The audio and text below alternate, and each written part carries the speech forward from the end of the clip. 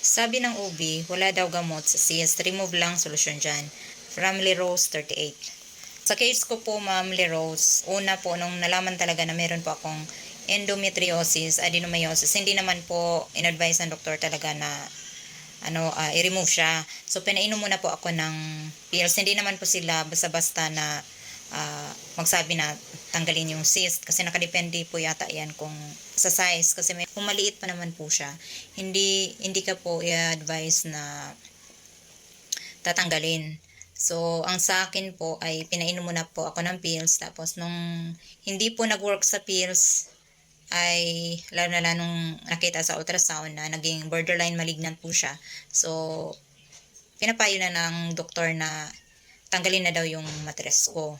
Kasi nga, baka mapunta daw po sa cancer. Kaya yun, pinatanggal ko na po siya. Pero kayo po na, na mayroon pong mga endometriosis, adenomyosis, kung kaya pa naman po ng gamot, subukan nyo muna po sa gamot. Tsaka sabayan nyo po ng mga herbal, pagkain ng mga gulay, mga healthy na pagkain. Iwasan nyo pong mga mamantika, maalat, matatamis. Kasi malay naman po natin, hindi na kayo umabot sa ganun. At syempre, pinaka-importante po sa lahat ay ang pagdadasal talaga.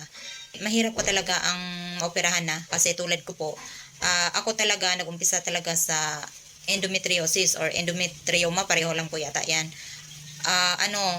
Natanggalan po ako ng left ovary, 2012. Yan po yung pinakauna ko talagang operasyon. Tapos, after 7 years, naoperahan na naman ako sa brain. 2 beses nabuksan yung ulo ko. Tapos, after 5 years, ayun, natanggalan naman ako sa matres. So, naka-4 na po akong opera. Mahirap po. Mahirap po ang pakiramdam talaga. Walang kasing hirap. Kaya, habang maliit pa po, ay agapan nyo na po siya. Kung maaari, ay sikapin nyo po na huwag talagang maoperahan.